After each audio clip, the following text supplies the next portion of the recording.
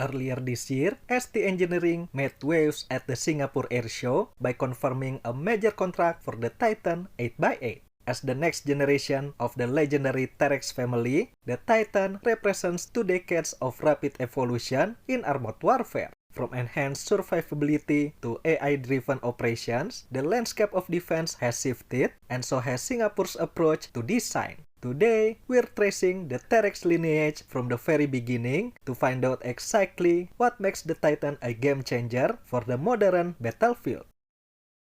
The Terrex AV-81 infantry carrier vehicle was developed to meet the requirements of a new generation APC for the Singapore Armed Forces. Designed to replace the aging V200 armored cars, it focused on providing a balance of protection and amphibious capability. A key feature of the original Terrex was its V-shaped hull, a design specifically engineered to deflect mine and underbelly IED blasts. This provided a massive leap in survivability over the Army's older platforms. But the real game changer was the Battle Management System, or BMS. Terrex was the first armored vehicles in Southeast Asia and one of the few in the world to be fully network-centric since its introduction. The BMS acts as a digital nervous system, allowing the Terrex to share real-time data with other friendly assets, creating a unified picture of the battlefield. Beyond that, Terrex was designed with a high degree of flexibility, enabling it to adopt various protection solutions, vehicle customization, and weapons, with the standard APC configurations being a 50 cal machine gun or a coaxial 7.62mm machine gun with 40mm grenade launchers, RCWS. A relatively new gun system technology at the time, allowing the vehicle crew to engage the enemy's infantry and light armor from the safety of the hull. An estimated 135 vehicles are currently in service with the Singapore Army. The Terrex journey didn't stop there. Before Terrex even hit the streets of Singapore, it was showcased in Turkey. In 2005, Turkish Otokar licensed the design to compete for Turkey's own requirement. Known as the Yavuz AV-82, this variant featured an upgraded driveline and a specialized hydropneumatic suspension for Turkey's rugged terrain, but with a flat underbelly. Although it didn't get a production contract, it's clear that Singapore was able to design a wheeled armored vehicle capable of going head-to-head with the best in the international market.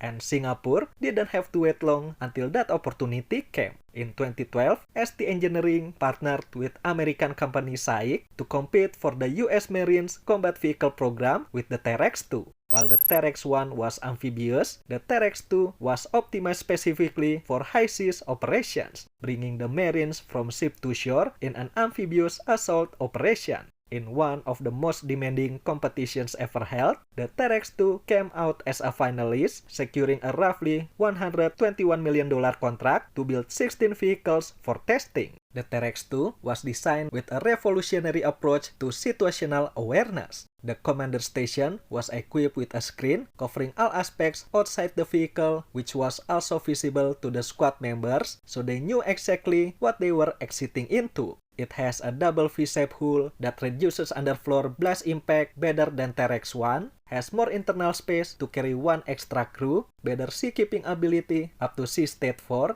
and even though it weighs almost 33 tons, it still has 23% excess buoyancy. Unfortunately, the US Marine Corps selected the BAE Iveco consortium with the Super AV. Despite losing in one of the most prestigious competitions on the planet with a projected production of at least 600 vehicles, I still see this as a win for ST Engineering and for Singapore. The requirement for the US military is always at the top end of the spectrum, and sometimes their equipment becomes the benchmark of that category. So, to be able to become a finalist and be awarded funding to build prototypes is still an impressive achievement. That was free development money, you know. And ST Engineering's hard work is not going in vain either, as they and Kazakhstan Paramount Engineering signed a strategic partnership in 2024 to supply some 200 8x8 wheeled vehicles based on Terrex 2 for Kazakhstan's military. Locally known as Beris A, this vehicle will be built locally through the transfer of technology. Not only that, Kazakhstan also has the right to modernize and make changes to meet its military requirements, climatic, and geographic features.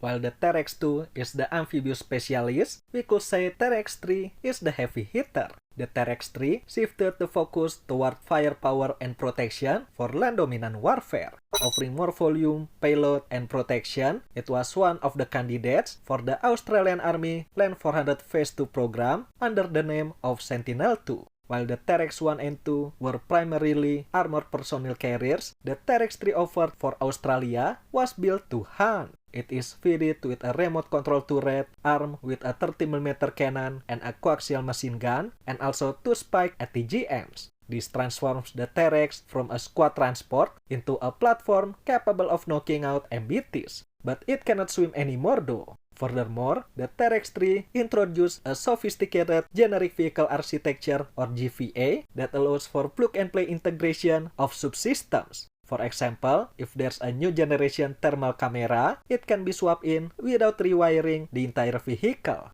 Similar to the Terrex 2, the Terrex 3 has enhanced situational awareness with cameras mounted outside of the vehicle to give a 360-degree outside view, as well as a panoramic sighting systems mounted on top of the turret. Again, despite all the advanced features it has, it was outbid by the other candidate. But at least 19 Sentinel-2 were later supplied by Elbit Systems to Ghana in 2020.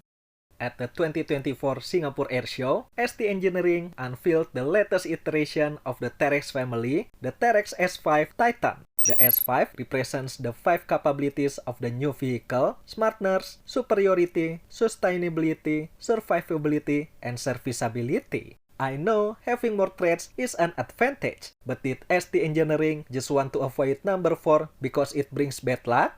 Anyway, I feel like ST Engineering put everything they learned from developing the Terrex over the past 2 decades into this one. It has everything good from the previous models and more. Also, please note that there are some differences between the S5 unveiled at the Singapore Air Show 2024 and 2025. The most notable is the position of the driver and the vehicle commander. I'm gonna refer to the Titan showcased at the event this year. Since the driver and vehicle commander are not sitting in tandem anymore, it allows them to have 3 large color displays, 3 man-machine interface consoles, and 2 identical gaming-style commands for driving. From their station, the 2 front crew can switch driving responsibility without changing position, see through what is outside the vehicle, and automatically identify it thanks to AI, set up waypoint driving, and take control of an unmanned vehicle. The Titan has a payload capacity of 13 tons. 2 tons of that are typically reserved for the homegrown other RWS with a 30mm cannon. I'm not sure yet if it will be the Bushmaster 2 or Leonardo X gun.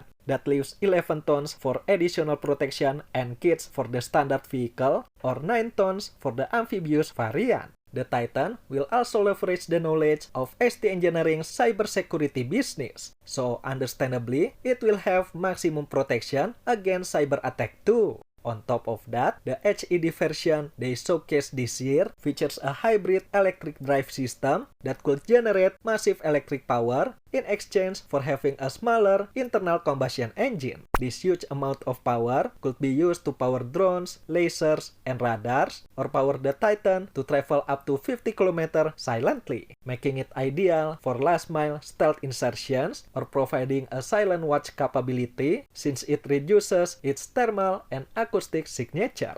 Singapore's MINDEF issued a contract for an undisclosed number of Titans with expected delivery from 2028 onwards. We still don't know everything about the vehicle yet, and it might still be hiding something from us. But I guess we will know soon enough. What do you think about the Terrex and its latest evolution, the Titan? Could we say it's the most advanced wheeled armored vehicles in the world? Let me know in the comment section below. Thank you for watching everyone. I'll see you in the next one.